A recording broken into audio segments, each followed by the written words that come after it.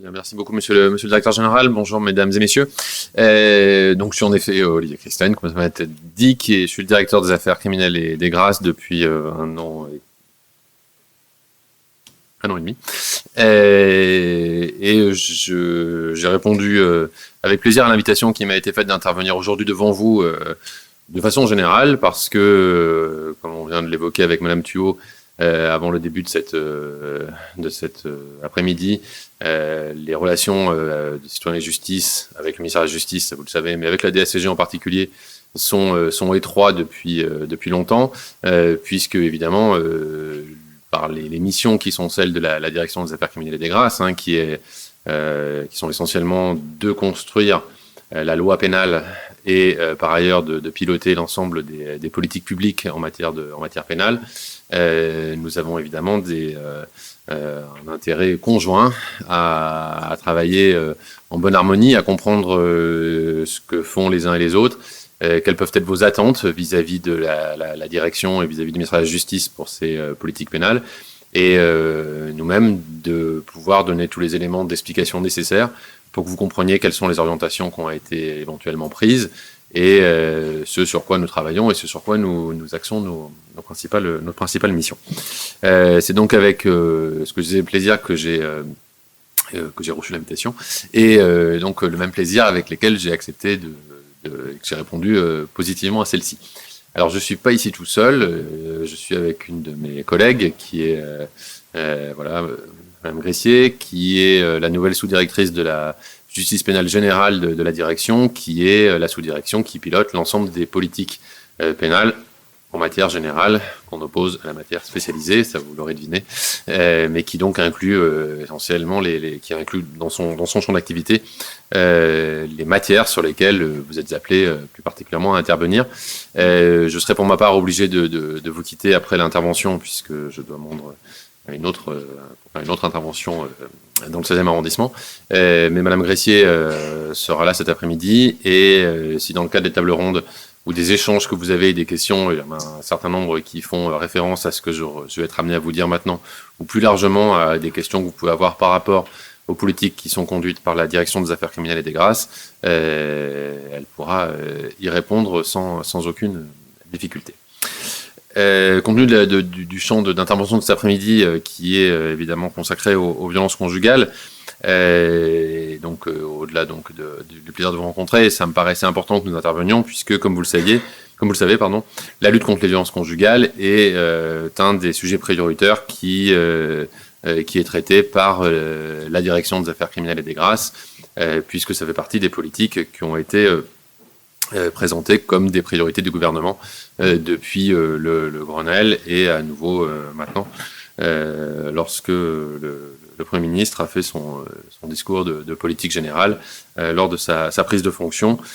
qui a conduit à la reprise de cette thématique dans la circulaire de politique pénale générale qui a été édictée par le garde des Sceaux actuel au mois d'octobre 2020. Depuis juillet 2020, de façon générale, on a été ainsi conduit à prendre 3 circulaires et 4 dépêches qui ont fixé les grandes orientations du ministère de la Justice en matière de violence conjugale, que l'on peut résumer un peu sous les thématiques suivantes: la protection et l'accompagnement de la victime à tous les stades de la procédure, qui sont au cœur ainsi de l'action de l'institution, tant au civil qu'au pénal, par le développement des téléphones grave danger, de l'ordonnance de protection et du bracelet anti-rapprochement notamment. Deuxième axe, le développement et l'animation d'une véritable politique de juridiction qui a pour finalité d'assurer un décloisonnement total, je ne sais pas si on arrivera, mais enfin en tout cas le plus large possible des différents acteurs de la lutte contre les violences conjugales. Et enfin, l'évaluation du danger et le suivi renforcé des auteurs de violences conjugales, qui était probablement le parent pauvre de la lutte contre les violences conjugales. Pour répondre ainsi à ce défi majeur qui constitue la lutte contre les violences au sein du couple, l'action des magistrats nous a paru devoir être coordonnée, donc comme je disais, au sein des juridictions et des cours d'appel, en associant les magistrats du siège, les juges et les parquetiers, dans une politique qui, à côté de celle qui est celle de la cour et donc des tribunaux, doit être aussi le fruit d'un travail partenarial avec les différents interlocuteurs qui sont ceux des magistrats en matière, au premier rang desquels se trouvent évidemment les associations chargées des associations qu'on appelle socio-judiciaires de façon générique, chargées des différents pans de ces missions. Sur l'accompagnement des juridictions pour la mise en place de ces politiques que j'indiquais, la direction s'est attachée à les accompagner dans ce qui pouvait être mis en œuvre, et notamment par la diffusion d'une dépêche le 24 septembre 2021, qui a permis, et c'était une forte demande qu'il y avait eu à ce moment-là, la diffusion d'un document unique qui recense l'ensemble des instructions de politique pénale qui a été fait sur le sujet des violences conjugales. Et dans cette même perspective, un guide d'action publique sur le traitement judiciaire des violences conjugales qui permet d'appréhender de façon globale la problématique de la détection de la situation de danger jusqu'au stade de l'exécution des peines, a été actualisé et mis à disposition des magistrats pour les soutenir dans leur exercice quotidien. Ces documents, alors je ne sais pas si vous en avez eu connaissance, mais ils sont évidemment très facilement diffusables. Le but du jeu, c'était à la fois de mettre en lumière les bonnes pratiques qui ont été développées par les juridictions et de bonnes pratiques qui ont souvent été, vous le savez mieux que moi, mais développées dans les tribunaux grâce au travail partenarial qui a été engagé. C'est pas avec vous que je vais l'apprendre, mais l'ancien secrétaire général du tribunal de Bobigny que j'ai été ne peut que rappeler que tout l'essentiel du socle des politiques aujourd'hui qui sont présentées comme très innovantes ont été développées grâce au travail partenarial qui avait été enclenché avec la Maison des femmes et les politiques de la mairie de Bobigny, du conseil départemental, avec évidemment la place spécifique d'Ernestine René dans le dispositif, et le parquet de Bobigny à l'époque, avec notamment, pour ceux qui l'auraient peut-être croisé, mes collègues, en tout cas qui sont dans la salle, sont à qui je fais référence, Patrick Poiret. Et c'est ce travail partenarial qui a entraîné la création, au départ totalement empirique, du téléphone qu'on appelait Grand Danger à l'époque, qui est devenu Grave Danger, mais du TGD et de toutes les politiques qui sont mises en place aussi à l'hôpital Robert Debré, et avec la prise en charge des enfants, etc. Donc ce travail partenarial, c'est pas, j'insiste un peu sur le point parce que c'est pas juste parce que je suis devant vous que je souligne que c'est pas une clause d'élément de langage, mais c'est une expérience vécue à titre personnel, mais je pense que vous l'avez tous vécu dans vos fonctions, et sur ce type de contentieux, il n'y a pas d'autre façon de le traiter que de le traiter par ce travail-là. Donc quand on a développé ce guide et puis cette dépêche, ça répond à deux objectifs qui étaient un petit peu différents, mais qui, l'un et l'autre, puisque le guide c'était de mettre en valeur ces éléments-là, mais l'un et l'autre était aussi d'avoir un document synthétique, comme je le disais, de tout ce qui a été fait sur ces différentes matières depuis maintenant plusieurs années, les magistrats nous disant qu'ils avaient des fois un petit peu de mal à se repérer entre ce qui était toujours d'actualité, ce qui l'était peut-être moins, quelles étaient un peu les priorités à mettre en place, et ça nous a permis de développer un peu une grille de voilà ce qui est préconisé, et de façon un peu toute bête, mais qui permet normalement à chaque juridiction aujourd'hui de s'assurer que l'ensemble des dispositifs, depuis donc la détection en politique préventive jusqu'à l'exécution des peines, toutes les étapes sont bien prises en compte pour donc assurer un traitement adéquat de ce contentieux. Alors on m'indiquait, et c'est important de le souligner, ça, parce que je parlais de Bobigny, qui est un peu la vitrine nationale sur le sujet, mais dans les guides qu'on a diffusés, on a par exemple mis en avant ce qui s'est fait à Saumur, où les juristes de l'association France Victimes 49, je ne sais pas s'ils sont représentés ici, ont un rôle proactif de consultation de certaines procédures au service de l'audiencement, pour aller donc ainsi au devant de certaines victimes qui n'auraient pas pu ou qui n'auraient pas voulu se manifester. Et c'est ainsi qu'au cours de l'année 2020, l'association a été en mesure de contacter l'ensemble des victimes des faits de violence conjugale. À Sens, le début de l'audience dédiée aux violences conjugales, il y a un film qui est projeté, qui est commenté par l'association d'aide aux victimes, ou l'association de contrôle socio-éducatif, ou à Montargis dans le Loiret. Le film est ensuite suivi d'un temps de présentation de la politique pénale en la matière par le parquet. Donc quelques exemples comme ça, de choses qui sont pas d'une complexité très importante, mais qui permettent de mettre en avant des travaux partenaires qui ont une utilité certaine et qui souvent sont assez bien perçus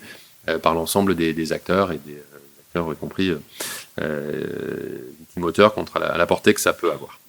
Alors, je vais peut-être insister plus spécifiquement sur certains aspects de cette politique volontariste et répondre par cette intervention aussi à un certain nombre de points qui, je sais, a pu vous interroger sur des outils qui ont été développés et qui nous ont été signalés par Citoyens Justice. Le premier point sur la protection et l'accompagnement des victimes, puisque c'est un des axes, évidemment, sur lesquels la Direction des affaires criminelles et des grâces a le plus investi pour développer les outils de prévention des violences au sein du couple et d'accompagnement des juridictions dans leur mise en œuvre. L'exemple le plus récent et évidemment le plus connu est la généralisation depuis le 15 décembre 2020 du bracelet anti-rapprochement, dont on observe qu'il fait aujourd'hui l'objet d'une appropriation qui est croissante par les juridictions. Je crois que ce matin, le garde des Sceaux, dans la capsule vidéo, comme on en parle, a pu le citer en disant qu'au 3 novembre 2021, il y avait 676 bracelets anti-rapprochement qui avaient été ordonnés par les juridictions. Ordonnés, ça veut donc dire qu'ils ne sont pas forcément en mode de fonctionnement aujourd'hui, mais qu'en tout cas, sur quelque chose qui est, enfin vous savez comment ça fonctionne, hein, qui est très lourd pour les victimes, parce que c'est quand même les auteurs doivent aussi l'accepter, mais souvent ils sont dans une situation de plus contrainte en quelque sorte, et de mise en place, donc d'accompagnement qui va avec. C'est forcément des dispositifs qui sont longs à mettre en place. On n'est pas encore au niveau espagnol, hein, mais on peut difficilement comparer quelque chose avec un dispositif qui existe depuis je sais pas, 10 ou 15 ans en Espagne. Donc il y a forcément un stade de montée en puissance qui va être beaucoup plus long. Mais s'il y a eu des débuts qui, comme toujours, des fois on peut être considéré comme très poussifs, voir aujourd'hui que la machine commence à prendre et que c'est quelque chose qui commence à être un réflexe. J'ai l'impression que le public est très jeune, donc si je me fais cette observation, donc vous n'avez pas connu les débuts du TGD pour beaucoup, mais là encore, pour l'avoir connu les tout débuts à Bobigny, c'est quelque chose qui a été très très lent à être mis en place, et Bobigny a été porté à tous les niveaux. Maintenant, au niveau national, il n'y a pas un tribunal, pas une juridiction qui n'a pas conscience de l'importance du TGD. Donc, de toute façon, tous ces dispositifs techniques, novateurs d'accompagnement sont par principe toujours assez longs à être mis en place. Donc, pour l'accompagner cette mise en place, donc plusieurs cycles de visioconférences ont été organisés par les différentes directions du ministère de la Justice, afin de recenser évidemment donc les difficultés qui pouvaient être rencontrées dans les juridictions et d'aider à les résoudre afin d'accompagner donc l'accélération au recours à ce dispositif. Tout comme là aussi, on a diffusé les outils classiques auxquels vous avez, certains d'entre vous, je pense, avoir accès, de foires aux questions, de boîtes à outils, de guides pratiques, afin que tous les acteurs qui sont impliqués dans la diffusion de cet outil puissent avoir les mêmes réponses et avoir connaissance de ce qui est mis en place. Donc ce dispositif que nous portons largement offre évidemment une modalité de contrôle judiciaire qui est ainsi renforcée et qui présente aussi une alternative très forte à l'incarcération, hein, qui est évidemment un des objectifs que nous poursuivons généralement. Et puis, c'est évidemment une solution qui est efficace face aux situations qui présentent un danger important pour les victimes, et notamment lorsqu'il y a un renouvellement des faits qui paraît particulièrement un risque de renouvellement des faits qui paraît particulièrement élevé. En post-sententiel, qui est évidemment le second gros axe de travail, le BAR constitue donc, comme je disais, l'alternative à l'incarcération type, hein, puisque de toute façon ça existait avant ce d'autres appellations, comme ce qu'on appelle le bracelet en général. Et ça permet évidemment d'assurer l'effectivité du respect des interdictions de contact ou de paraître qui sont parfois prononcées dans le cadre des sursis probatoires ou des aménagements de peine. On essaye de développer le fait qu'il soit aussi envisagé à l'issue de la surveillance de sûreté lorsque le profil de l'intéressé apparaît inquiétant et que là encore le risque de renouvellement de l'infraction est particulièrement élevé. Outre le bar, et juste une question de chiffres, j'en parlais il y a un instant, pour que vous ayez en tête, je parlais du développement du téléphone grave danger, qui aujourd'hui est développé donc sur l'ensemble du territoire national, et en 1961 était attribué au 30 octobre dernier sur les 3034 TGD qui sont mis à disposition des juridictions. Vous savez d'ailleurs, c'est comme pour le bar, il n'existe pas aujourd'hui de frein au développement. C'est-à-dire que s'il y a eu des périodes où on peut dire mais il n'y en a plus, ou comment on fait, ce n'est plus une question aujourd'hui. En gros, il y en a autant qu'on en veut. Le bar, il y a eu une petite ambiguïté au départ, puisqu'il n'en avait été donné que 3 ou 5, je ne sais plus, par tribunal. Mais le message avait été passé que ça ne voulait pas dire que la juridiction ne pouvait en donner que 5, parce que certains nous disaient mais on peut pas les donner, on en a que 5. Donc en gros on attend le cas extrême qu'on rencontre du coup jamais, ou trop tard. Et donc le message est clair qu'il y en a autant qu'on en veut, et c'est à peu près la même chose pour les TGD. Il n'y a pas de problème de développement des outils sur un plan matériel. Donc deuxième point à côté des outils sur lequel je suis intervenu à titre liminaire, qui est sur la mise en œuvre de la politique de juridiction. Ce qui était probablement pour les juridictions, vous l'avez peut-être vécu dans les vôtres, le sujet le plus complexe, de faire travailler tout le monde ensemble avec des objectifs partagés. Et là encore, autant on voit des tribunaux où c'était très anciennement ancré et qu'il y a eu des vraies politiques développées depuis longtemps. Moi, je parle de ceux que je connais, mais que ce soit pour la région parisienne, Bobigny évidemment, ou Pontoise par exemple, et d'autres où ça n'était pas du tout la même chose. Et dans mes fonctions précédentes, où j'étais procureur de la République adjoint à Paris, je pouvais voir que là, c'était vraiment très difficile. Ou de gens qui ne se connaissaient pas, s'identifiaient pas, ou en tout cas, il n'y a pas l'intérêt de développer des politiques communes sur ces sujets-là.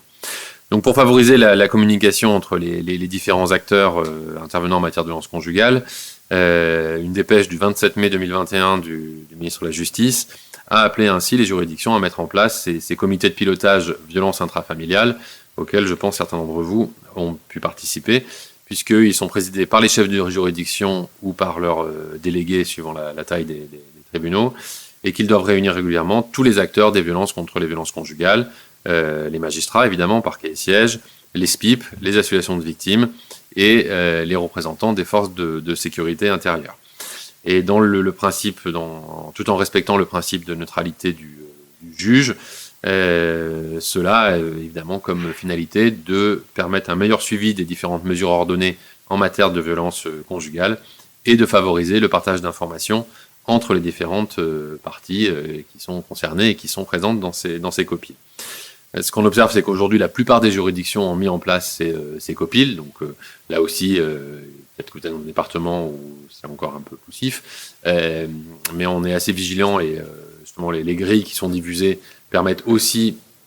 au niveau des cours d'appel, au premier président et aux procureurs généraux de s'assurer que dans les juridictions, les choses sont mises en place. Et je pense, sans trop m'engager, sans prendre trop de risques à l'engagement, que d'ici probablement l'été prochain, le dispositif sera à peu près complet sur l'ensemble du territoire national. Sinon, ça veut dire qu'il y a un vrai sujet là où ça n'a pas été mis en place. Et pour justement forcer un peu cette machine à se mettre en place, nous avons envoyé au mois d'octobre dernier, la direction a envoyé au mois d'octobre dernier un questionnaire d'auto-évaluation qui a conduit chaque juridiction à évaluer son degré d'avancement par rapport à la grille que je vous indiquais tout à l'heure et quels sont les points à travailler. Et c'est ce qui nous a permis, les uns et les autres, d'identifier là où il y avait d'éventuelles difficultés et afin de développer d'éventuels nouveaux outils méthodologiques et d'affiner l'accompagnement des juridictions là où il apparaissait nécessaire d'être un peu plus actif que on ne l'avait été jusqu'à présent. Troisième point important, et ce que j'évoquais tout à l'heure, donc sur lequel il y a un axe de travail de ce qui est apparu à l'analyse trop longtemps, laissé de côté avec une politique qui a été plutôt orientée en priorité sur les victimes et sur la protection des victimes, c'est le suivi renforcé des auteurs de ces infractions, qui est désormais considéré comme l'aspect essentiel du travail qui doit être conduit. Et c'est pour ça que je me permets d'insister un peu plus sur ce point, parce que c'est là aussi, je sais, sur lequel il y a certaines interrogations de votre part sur les outils qui sont mis en place. Donc l'analyse des questionnaires auxquels je faisais, des retours des questionnaires auxquels je faisais référence il y a un instant, a permis de confirmer donc la généralisation des dispositifs sur la prise en charge des auteurs d'infractions de violence intrafamiliale au niveau national, puisque il y a 164 tribunaux en France, et 121 de ces 164 juridictions ont aujourd'hui mis en œuvre ces dispositifs qui visent à l'éviction du conjoint violent, et 94 de ces juridictions ont prévu des accompagnements plus spécifiques, c'est là où c'est le plus ambitieux, qui implique une prise en charge globale dans le cadre du contrôle judiciaire. Donc ce qui a été porté a été plutôt bien compris, et afin de développer ces points-là. Donc dans les cadres des engagements qui avaient été pris avec le Grenelle, puisque vous savez que c'en était un des axes, la chancellerie a accompagné la mise en œuvre de ces dispositifs, notamment en ce qui était la prise en compte de l'hébergement du conjoint violent, puisqu'une fois qu'il est évincé, on est toujours sur la même difficulté, c'est où le mettons. Et donc c'est dans ce cadre-là que la mise en place du contrôle judiciaire renforcé avec placement probatoire, donc le fameux CJPP que vous connaissez, a paru opportun, puisqu'il permet à la fois le traitement de la situation d'urgence, c'est-à-dire l'éviction de l'auteur et son hébergement à l'issue de la garde à vue et du déferment devant le parquet, et la protection immédiate de la victime. Comme beaucoup des dispositifs que l'on considère comme innovants et qui ont une lecture différente de ce qui existe jusqu'alors, le dispositif de CJPP a été mis en œuvre en octobre 2020 au sein des juridictions de Colmar et de Nîmes dans un premier temps, sous le pilotage de la direction de l'administration pénitentiaire et de la direction des affaires criminelles et des grâces. L'objectif qui était poursuivi dans le cadre de cette expérimentation était cette prise en charge continue de l'auteur depuis le stade des poursuites, donc jusqu'à l'exécution des peines, en s'appuyant sur l'article 138 alinéa 18 du Code de procédure pénale, qui permet d'imposer au prévenu le placement dans un lieu d'hébergement avec une prise en charge pluridisciplinaire. Alors le CJPP repose ainsi sur 3 fonctions cumulatives: l'éviction immédiate, dont on vient de parler, du conjoint, par le prononcé d'un contrôle judiciaire, un contrôle judiciaire qui a la particularité d'inclure comme modalité d'exécution de ce CJPP, de contrôle, un hébergement dans un établissement d'accueil adapté dans lequel la personne est tenue de résider. Un strict contrôle des obligations par un suivi renforcé de l'auteur. Et troisième point, une prise en charge globale, puisque l'hébergement est accompagné nécessairement d'une prise en charge sanitaire, sociale, éducative ou psychologique, dans le cadre également de ce contrôle judiciaire. La mesure présententielle que constitue ainsi le CJPP a vocation, en cas de condamnation de celui qui est alors le prévenu, à trouver un prolongement dans les cadres de placement à l'extérieur qui sont prononcés depuis la réforme de la loi de programmation pour la justice et les possibilités qu'ont les juridictions de prononcer dès le départ l'aménagement, donc de prononcer dans le cadre du placement à l'extérieur, qui peut être désormais prononcé ab initio par la juridiction de jugement, ce qui permet d'assurer une continuité entre la phase pré-sententielle et la phase post-sententielle. C'est un sujet majeur dans la prise en charge de ce type de sujet. J'insiste là encore un petit peu. Il y a un certain nombre d'inspections qui avaient été ordonnées à la suite d'homicides conjugaux commis par des hommes, en l'occurrence, à chaque fois, qui faisaient l'objet de procédures antérieures, soit de procédures qui n'avaient pas forcément débouché, soit qui étaient en exécution de peine. Et on s'est rendu compte qu'il y avait trop souvent une solution de continuité entre ces deux phases, et c'est cette rupture qui conduit à avoir un loupé, et donc une absence de prise en charge dont va bénéficier évidemment, si je peux dire, qui va devenir un réitérant, et souvent à ce moment-là de façon plutôt dramatique. Au sein des juridictions de Nîmes et Colmar, au 2 novembre dernier, c'était 18 prévenus qui faisaient l'objet d'un CJPP dans le ressort du tribunal judiciaire de Nîmes, outre 3 placements à l'extérieur, donc sur les 2 phases que je viens d'indiquer. Et à Colmar, on a eu 5 personnes bénéficiant d'un CJPP et 3 placements à l'extérieur. Compte tenu du succès du dispositif, le garde des Sceaux a souhaité l'étendre désormais à 10 juridictions qui correspondent aux 10 directions interrégionales des services pénitentiaires.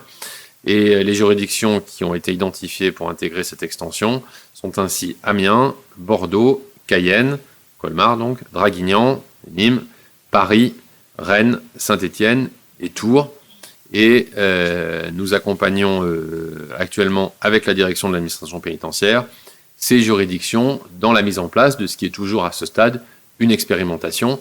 L'intérêt, vous l'aurez compris, c'est de nous appuyer sur le socle direction interrégionale de la pénitentiaire et d'avoir des juridictions qui sont de taille très variée, ce qui permet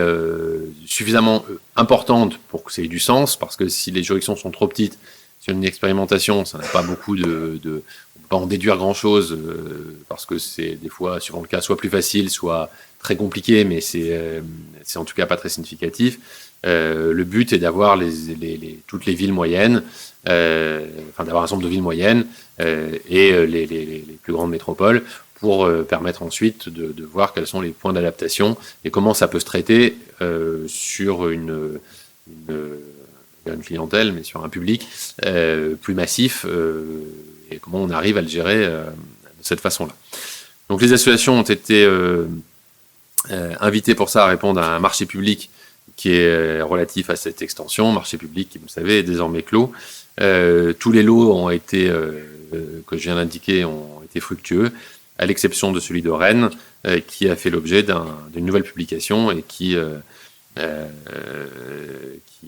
donc la remise des offres concernant ce lot a été fixée au 19 janvier prochain. Je n'ai pas beaucoup de doutes qui sera pris, ce sont des circonstances locales qui ont fait que le lot n'a pas été fructueux, mais il n'y aura sans doute pas de problème à développer l'expérimentation en Bretagne également. Alors, comme je disais tout à l'heure, je sais que ce développement a fait part a levé certaines inquiétudes de la part des associations, et notamment parce que certaines ont pu y voir une possible concurrence avec la prise en charge qui était offerte au sein des centres de prise en charge des auteurs de violences conjugales, les CPCA,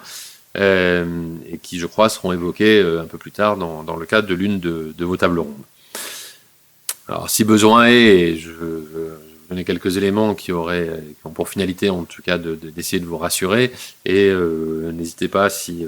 au-delà de ce que je vous dis tout à l'heure dans le cadre de la table ronde, vous avez besoin d'éléments plus précis que Mme Gressier pourra vous apporter. En fait, de notre approche, ce dispositif spécifique du CJPP se distingue de celui des CPCA, qui est, lui, porté par le ministère chargé de l'égalité entre les femmes et les hommes, de la diversité et de l'égalité des chances, mais qui est quand même s'il n'est pas porté par la chancellerie, qui est porté en co-développement avec le ministère de la Justice, qui suit évidemment ce qui se fait sur le dispositif CPCA. Et comme vous le savez, donc, le CPCA est conçu comme un lieu de ressources à compétences régionales ou interdépartementales, qui peut prendre en charge de manière globale et pluridisciplinaire, sur la base du volontariat ou dans le cadre des contraintes des mesures judiciaires, les auteurs de violences conjugales, en associant à l'échelon régional et local l'ensemble des acteurs concernés par le sujet. Mais il n'y a pas là de volonté de substitution de l'un à l'autre. mais plutôt en essayant d'articuler évidemment l'ensemble des dispositifs qui peuvent exister, et notamment les CPCA ont été conçus comme ça, avec cette finalité-là de permettre une offre complémentaire à ce qui pouvait déjà exister, et sur cette prise en charge globale. Le CJPB, lui, est plus spécifique en ce qui concerne une offre qui est complémentaire à nouveau à celle qui existait déjà. D'une part parce qu'il comporte cette obligation de résider dans un établissement d'accueil dédié, qui est en général une association habilitée, ce que n'implique pas nécessairement le dispositif du CPCA. Et le CJPP offre donc un lieu d'hébergement qui permet l'éviction du conjoint dans un lieu contraint. Donc on a une mesure qui est beaucoup plus forte au départ, et c'était l'objectif de cadrer cette éviction et de donner ce point-là. Donc il s'adresse pour le CJPP à un public de prévenus qui est beaucoup plus spécifique et qui n'a pas du tout vocation à s'adresser à l'ensemble des auteurs de violences conjugales. C'est le public qui est considéré comme le plus dangereux en quelque sorte, où le risque est le plus important, et qui est donc celui où il y a, je sais pas, c'est le terme est approprié, mais où il y a peu de chances de récupération dans ce format-là et sur ce couple-là, et où le danger justifie qu'on aille largement au-delà de tous les autres dispositifs qui peuvent exister, comme le TGD par exemple, qui des fois peut être sur des gens qui peuvent être appelés à se croiser plus rapidement, ou avec des interdictions de contact qui existent nécessairement, mais sans qu'il y ait une éviction complète, enfin il y a forcément une éviction, mais en tout cas il y a un départ, mais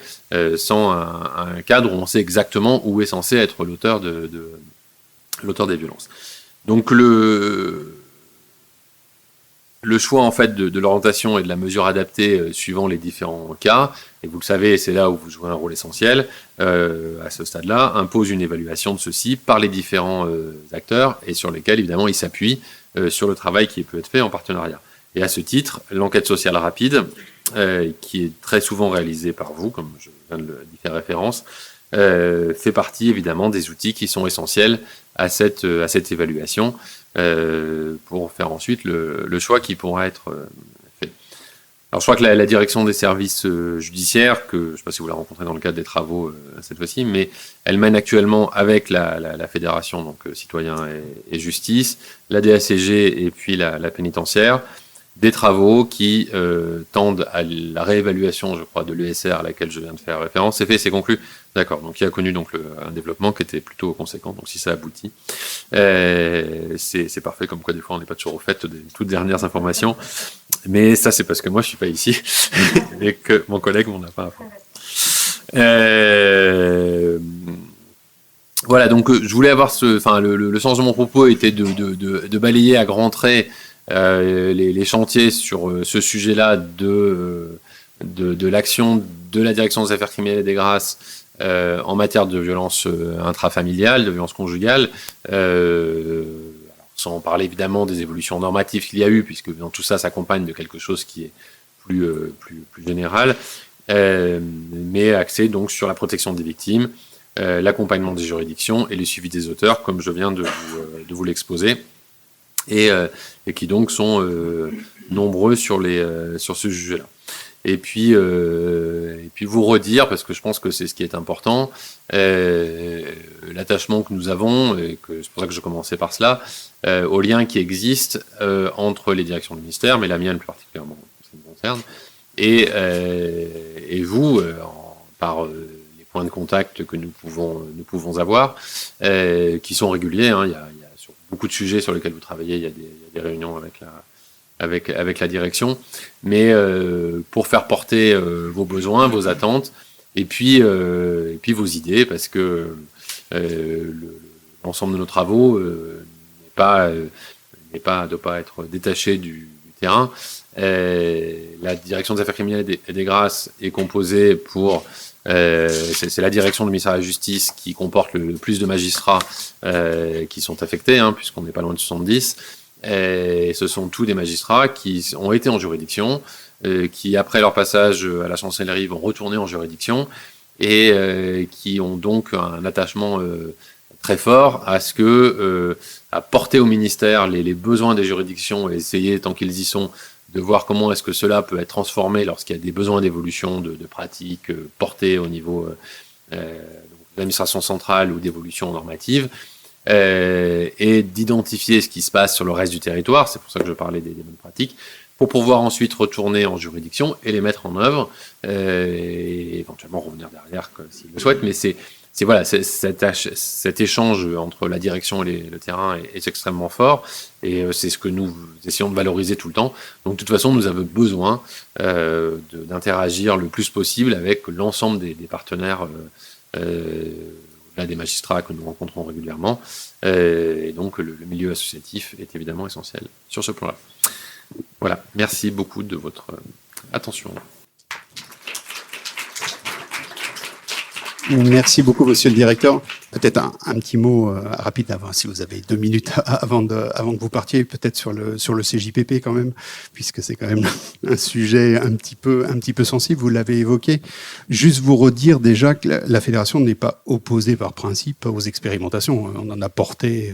un certain nombre depuis très très longtemps, et que on est bien conscient que ça s'appelle le défi de l'accompagnement des auteurs. Aujourd'hui, on a besoin de multiplier les dispositifs, les expériences, etc., etc. Donc, c'est pas sur le principe d'expérimenter. Après, sur la manière dont s'est passé ce développement du CJPP,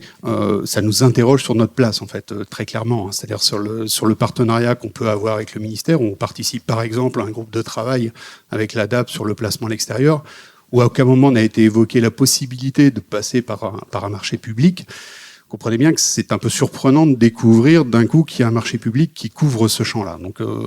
j'allais dire, déjà un questionnement sur la méthode, sur notre place, et puis l'interrogation qui peut être légitime du réseau, de se dire, on est en train de passer par des marchés publics, est-ce que demain, c'est la politique du ministère de fonctionner par marché public sur autre chose? Voilà, donc il y a des vraies interrogations, des vraies interrogations sur l'avenir de cette politique-là. Et sachant que ce marché, ce CJPP, est quand même très centré sur l'hébergement et assez peu quand même sur l'accompagnement, qui est quand même notre force, notre cœur de métier, et qu'on pense que quand même il y a des choses à faire dans ce cadre-là. Et enfin, le dernier point, vous l'avez évoqué, dans l'articulation avec les CPCA, mais pas que, on va faire cohabiter donc des CPCA, des CJPP, des CJSE, du placement à l'extérieur classique, j'allais dire, et du placement à l'extérieur, cadre-là. À minima, on a besoin d'une doctrine d'emploi, parce que là, il y a besoin quand même d'articuler tous ces dispositifs, de savoir comment ça se passe, qui va où, enfin bref. Donc voilà, donc, il y a certainement un travail. Alors, ça n'a pas été fait en amont, mais peut-être besoin d'avoir un travail maintenant, et peut-être avec vous, sur ces doctrines d'emploi, pour que ce soit mais qu'on puisse bien comprendre comment s'articulent tous ces dispositifs, parce que forcément ça pose des problèmes sur le terrain, et légitimement des associations qui ont mis en place déjà des expérimentations, parce que c'est le cas sur le terrain. Concrètement, il y a des associations qui ont mis en place des choses dans l'accompagnement des auteurs et qui se disent, mais ça veut dire quoi? Ça veut dire que ce que j'ai mis en place, c'est pas bon, maintenant c'est le CJPP, est-ce que les financements que j'avais sur ce que j'ai mis en place, ça va perdurer demain ou pas? Voilà, donc il y a tout un tas d'interrogations qu'il faut qu'on lève, et je pense que alors, voilà. Bon, vous comprendrez, je dois aller rejoindre l'autre réunion pour 15h, donc il va falloir que je me dépêche. Mais très rapidement quand même, pour répondre à vos préoccupations, et puis à Mme Gressier pourra compléter à l'occasion de vos tables rondes. Vos demandes sur ce plan-là, elles sont tout à fait légitimes et très entendues. C'est aussi, tout ça se développe dans le cadre d'expérimentation. Le propre des expérimentations, c'est de voir quels sont l'ensemble des besoins, de voir, sur 2 juridictions, ça permet de voir que le fonctionnement technique fonctionne, j'allais dire, mais peut être potentiellement opérationnel. L'extension à 10 juridictions, c'est pour ça que je commençais ça comme ça, de tailles diverses, d'enjeux différents, de niveaux de partenariat divers sur les territoires, va permettre, au bout du compte, d'apprécier si cette approche est la bonne à un niveau plus important, sur des plans qui dépassent ceux de la DACG. Donc moi, sur la question du choix des marchés publics et tout ça, ça relève pas de chez moi. Donc là-dessus, serai un peu court pour vous répondre. Mais en revanche, pour les méthodologies d'emploi et l'articulation entre tous les dispositifs, c'est les analyses de ces expérimentations qui permettront de répondre à ça. Et en effet, vous avez raison. Il est évident qu'il va falloir qu'on ait une doctrine claire sur comment tout ça s'emboîte pour tout le monde, pour que vous ayez des visibilités aussi sur ce qui peut être attendu, et une capacité de prévision de vos besoins, d'effectifs, de disponibilité, etc. Quelles sont les attentes des juridictions à votre égard vis-à-vis de dispositifs qui est mis en place. Voilà, c'est des choses qui sont qui devront être faites. Mais c'est les expérimentations servent aussi à ça, c'est-à-dire à identifier dans un certain nombre de juridictions, on le dit sur les 164 là, mais comment tout ça va fonctionner ou pas, parce que c'est aussi le propre d'expérimentation. Sur 2 juridictions, il y a un retour qui est plutôt positif, c'est pas que c'est vu de l'administration centrale, mais sur 10, ça se verra. Et voilà, c'est un dispositif qui a son ambition, mais comme je disais tout à l'heure, qui de toute façon ne peut pas se mettre qui vise une partie du public, et il faudra voir comment tout ça s'articule derrière. Mais je ne doute pas que vous aurez plus de précisions tout à l'heure, et c'est pour ça que Mme Gressier reste avec vous sur ce point. Merci beaucoup en tout cas pour votre intervention. Merci.